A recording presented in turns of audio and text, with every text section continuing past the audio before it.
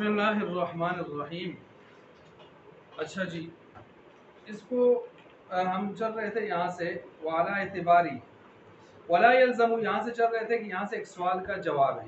سوال کا جواب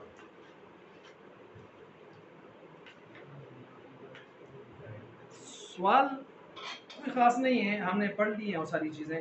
کہتے ہیں نا کہ نفل روزہ اس کے لیے بھی مطلق وقت ہوتا ہے.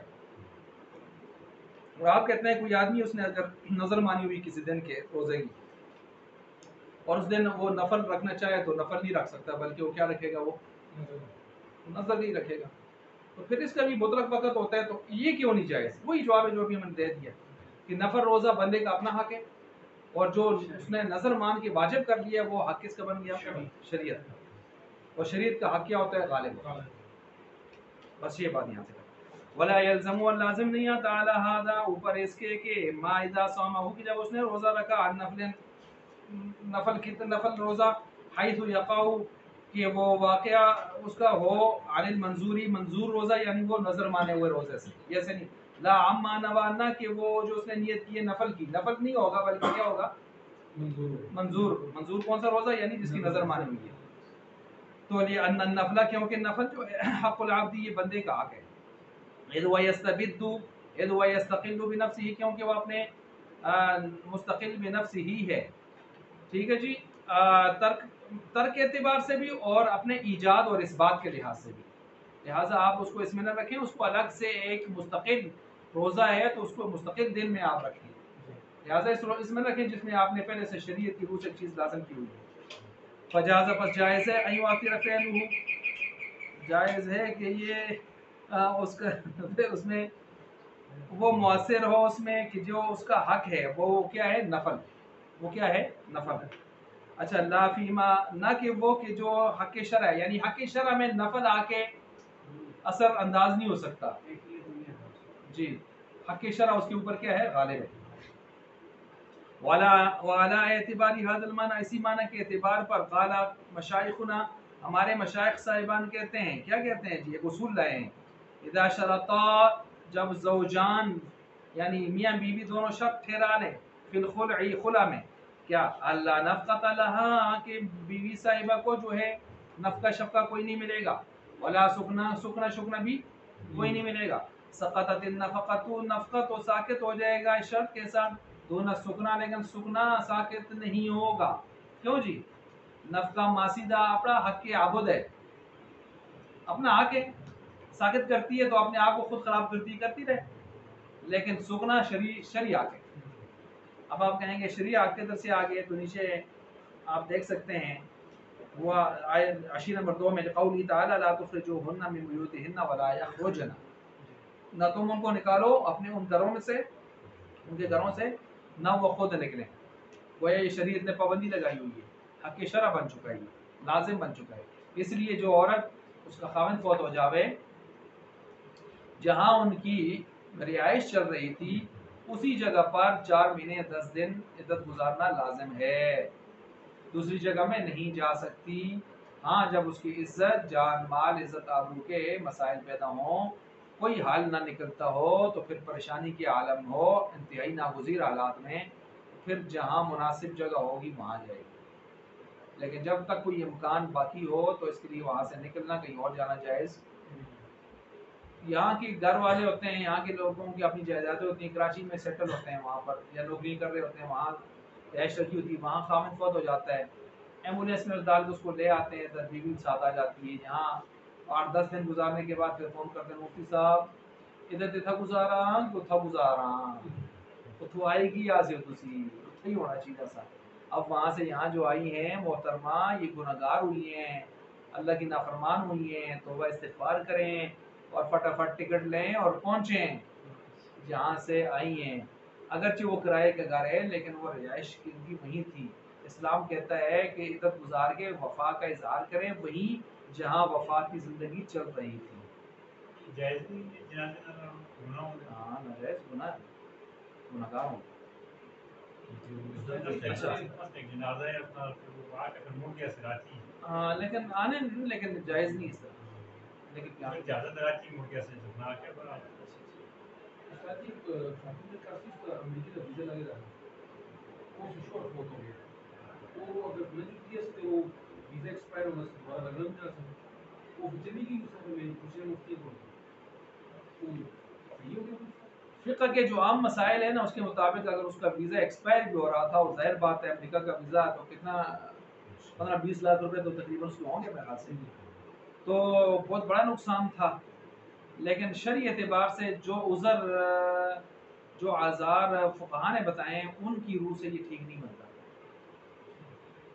یہ فقہ کا جو عمومی متن ہے میں اس کے حوالے سے بات کر رہا ہوں، لیکن ایک اس کے اندر جب وہ اوزار گنتے ہیں تو آخر میں جا کے لکھتے ہیں وَمِثْلُهُ وَنَحْوِهِ، اس جیسے آزار۔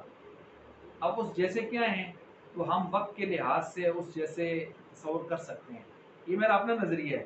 ایک مانسرا کے بڑے پائے کے مفتی ہیں، ایک آدمی نے مجھ سے مسئلہ پوچھا، وہ بھی مفتی ہے، اس نے کہا جی ایک عورت تو اس کا والد فوت ہو گیا ہے اور وہ عدت میں ہے اور وہ بس اس کو پتہ چلا تو وہ نکل گئی،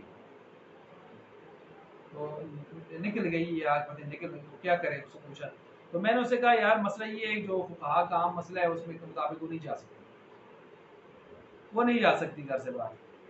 تو اگر دل برداشتہ ہو کر عورت نکل ہی جائے، والد ہے آخری دیدار کے لیے، پر استغفار کریں، یہ عام فقہا کا جو نظریہ ہے میں اس کی بات کر رہا ہوں۔ لیکن چونکہ یہ معاملہ کوئی چھوٹا معاملہ ہے نہیں ہے، بڑا ایمرجنسی کا معاملہ ہے، ناگزیر سا سلسلہ ہوتا ہے، لہٰذا وَنَحْوِهِ جو فقہا آخر میں لکھتے ہیں اس کے تحت ہم اس کو داخل کر دیں تو اچھی بات رہے گی، تو پھر گنجائش ہے۔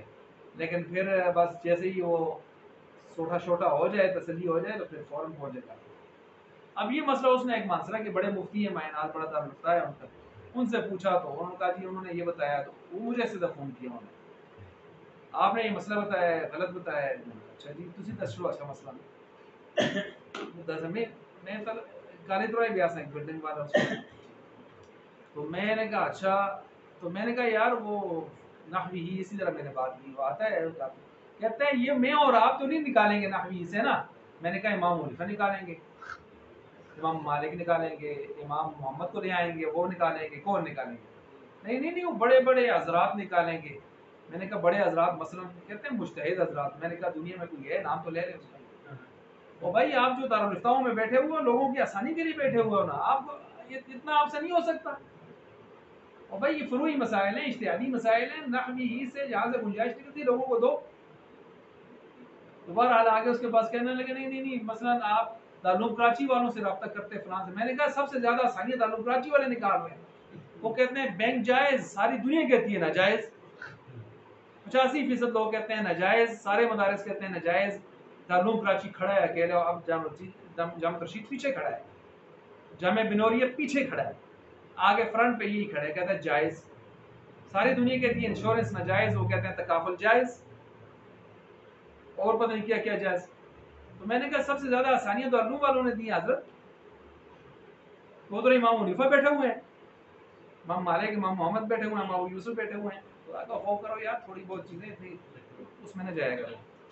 اچھا سوال ہے کہ اس طرح کے مسئلے یہ عام سے مسئلہ ہے، تو پہلے اس طرح پیسے نہیں آئے ہوگا کہ اس طرح کا مسئلہ پیش آئے، وہی لکھا ہے بعضوں، پھر میں نے ڈھونڈا تھا ایک میرے پاس اوپر کتاب ہے 16-17 جلدوں میں، کتاب النوازل وغیرہ، اس میں چھوٹے چھوٹے مسائل اس طرح کے نئے حوادث اور نوازل لکھے ہوئے ہیں، اس میں یہ مسئلہ لکھا ہوا ہے، میں نے نیٹ سے اسے نکالا نا تو وہ اس میں سے نکل آیا، تو میں نے پھر اس کو اس کا واٹس ایپ نمبر نہیں تھا، پھر میں جو مفتی صاحب تھا اس کو میں نے کہا اس کو بھیجو، اس کو پڑھاؤ ذرا، یہی مسئلہ تھا، ادھر اس نے باپ کا پوچھا تھا ادھر بھائی کا تھا، اور اسی طرح جواب دیا ہوا تھا جس طرح میں نے جواب دیا، اسی طرح جواب۔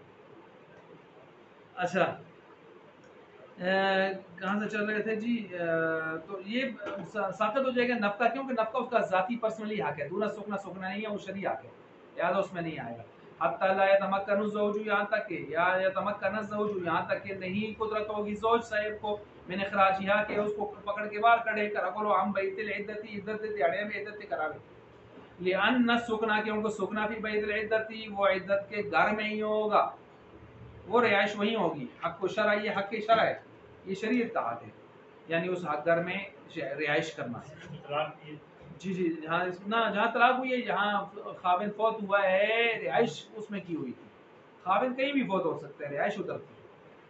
فلا یتمکن العبد، پس نہیں قدرت ملے گی بندے کو من اسقاطی کہ اس کو ساقط کرے، کیونکہ یہ شریعت کا حق ہے. بخلاف النفقہ، بخلاف نفقہ، فإنه خالص حقها، کیونکہ خالص حق ہے کس کا؟ بیوی کا. اس کو ساقط وہ کر سکتے ہیں. یہ خلا میں بھی یہ چیز ہے، خلا میں بھی اسی گھر میں رہے گی. خلا میں ہاں عدت وہی ہے نا، عدت تو ہے نا اس میں، عدت وہی ہے، عدت گزارے گی. وہ الگ بات ہے کہ خلا کی عدت میں اختلاف ہے.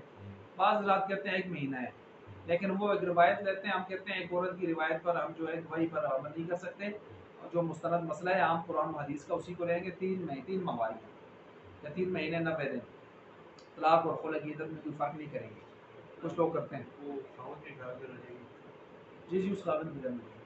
میں نے کہا نا کہ کب رہے گی؟ جب اس کی جان مال عزت آبرو محفوظ ہو. عام طور پر ایسا ہوتا نہیں ہے. کب؟ جب طلاقیں ہو جائیں. جب طلاقیں ہو جائیں. اگر اس گھر میں اس کا باقی کوئی دیور کوئی دیندار ہے، اس کا کیا کہتے ہیں سسر دیندار ہے وغیرہ، باقی حضرات پابندی کروا سکتے ہیں تو ٹھیک ہے. نہیں ہوگا تو پھر نہیں ہوگا.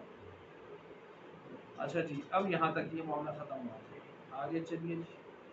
یہاں تو عموماً یہ ہوتا ہے کہ طلاق